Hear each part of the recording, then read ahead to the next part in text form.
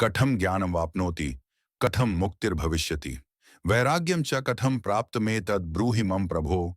मार जिज्ञासु जनक, जो कि आत्मज्ञान के लिए लालायित थे, उन्होंने गुरु वंदना कर और आंखों में आत्मज्ञान की लालसा लिए हुए महर्षि अष्टावक्र की ओर विनयपूर्वक देखकर प्रश्न करते हैं। हे गुरुदेव, सच्चे ज्ञान की प्राप्ति कैसे की जा सकती है और इसे प्राप्त करने का सरल उपाय क्या है? मुक्ति के कौन कौन से साधन हैं?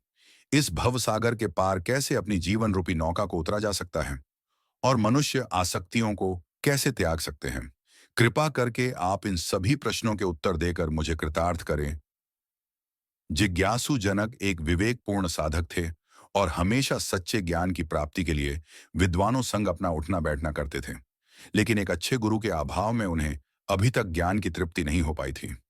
वेदों और शास्त्रों के ज्ञान से उन्हें क्षणिक शांति की प्राप्ति तो होती थी, परंतु पूर्ण संतुष्टि नहीं। महर्षि अष्टावक्र से मिलने के बाद जनक के जीवन में गुरु का अभाव खत्म हुआ। मुक्ति मिच्छसि चेत्तात, विषयान विषवत्यज, क्षमार्जवदयातोष, सत्यम पीयूषवद भज।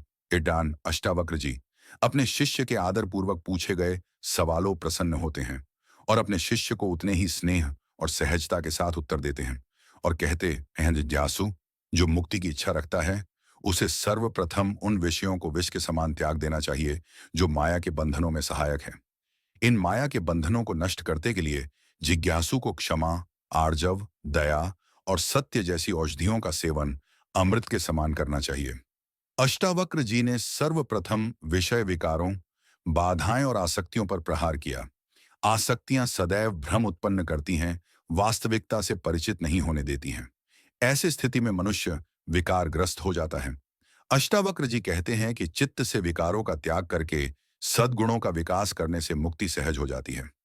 न पृथ्वी न जलम नाग्निर्न वायुद्योर्न व भवान एषां साक्षिणमात्मानं चिद्रूपम विद्धि मुक्तये। मनुष्य पंचभूत में नहीं है।